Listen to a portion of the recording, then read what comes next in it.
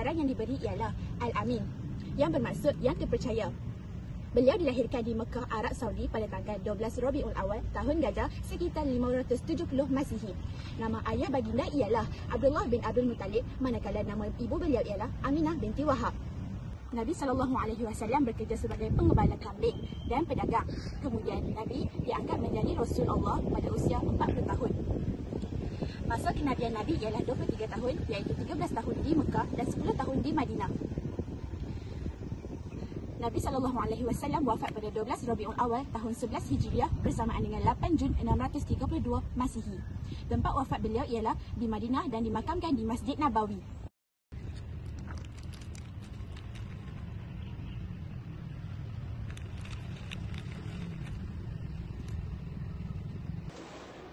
Hadis membaca bismillah sebelum makan mengajar kita adab sebelum menjamu makanan.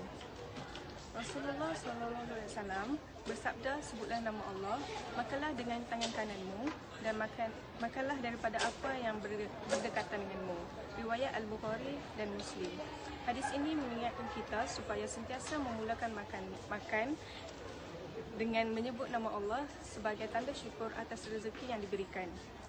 Selain itu, kita juga diajar untuk makan menggunakan tangan kanan dan tidak berebut makanan. Amalan ini bukan sahaja menunjukkan adab yang baik, malah mendatangkan keberkatan serta menjauhkan syaitan daripada turut serta dalam makanan kita. Hadis tentang membaca bismillah sebelum makan. Rasulullah SAW bersabda, "Samilah wa kul biyaminik wa kul mimma yalik." Terjemahannya, sebutlah nama Allah, bacalah bismillah, makanlah dengan tangan kananmu dan makanlah dari apa yang berdekatan denganmu. Hadis ini diriwayatkan oleh Al-Bukhari dan Muslim.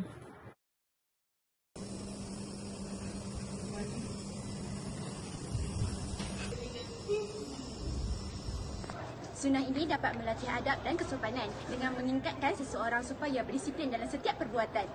Ia juga dapat membezakan antara perkara suci dan kotor. Kaki kanan dikaitkan dengan kemuliaan, manakala kaki kiri digunakan untuk perkara yang kurang bersih. Mengikut sunnah Nabi SAW, walaupun sunnah ini kecil, amalan ini menambah pahala kerana meniru perbuatan baginda untuk bekalan di akhirat kelak. Adab dan keluar dan masuk bilik air. Doa ini dibaca sebelum melangkah masuk ke bilik air. Allahumma inni a'udzubika minal khubsi wal khaba'is. Terjemahan, ya Allah, sesungguhnya aku berlindung denganmu daripada syaitan lelaki dan syaitan perempuan. Hadis riwayat Al-Bukhari dan Muslim.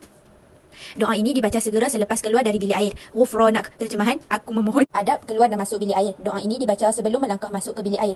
Allahumma inni a'udzubika minal khubthi wal khaba'is. Terjemahan, ya Allah, sesungguhnya aku berlindung denganmu daripada syaitan lelaki dan syaitan perempuan. Hadis riwayat Al-Bukhari dan Muslim. Doa ini dibaca segera selepas keluar dari bilik air. Ghufranak. Terjemahan, aku memohon keampunanmu. Hadis riwayat Abu Daud dan At-Tirmizi. Nota, adab tambahan lain termasuk masuk dengan kaki kiri dan keluar dengan kaki kanan serta tidak membawa sebarang yang bertulis nama Allah atau Rasul.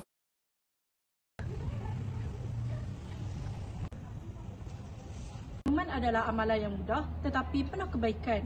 Senyuman mencerminkan akhlak mulia, mencipta suasana yang ceria dan mengeratkan hubungan silaturahim. Senyuman juga adalah satu sedekah tanpa memerlukan harta. Oleh itu, umat Islam digalakkan untuk mengamalkan sunnah ini kerana ia dapat mengeratkan hubungan silaturahim dalam kehidupan seharian. Hadis, sentiasa senyum kepada orang lain. Daripada Abu Zar radhiyallahu anhu, Rasulullah SAW bersabda, "Tabassumuka fi wajhi akhika sadaqah." Terjemahannya, senyumanmu di hadapan saudaramu adalah sedekah. Hadis riwayat At-Tirmizi. Hai, Assalamualaikum. Ni Ana. Awak berdua apa khabar? Baik. Alhamdulillah. Hadis bersalah salaman dengan orang lain. Bersalah salaman dengan orang lain dapat mengelakkan kita daripada merasa dendam dengan orang lain itu. Hal ini kerana apabila kita bersalah salaman dengan orang lain, kita dapat membuang segala energi negatif yang ada di dalam diri kita. Seterusnya, apabila kita sering bersalah salaman, kita dapat mengeratkan hubungan silaturahim kerana kita akan lebih mesra dengan orang tersebut.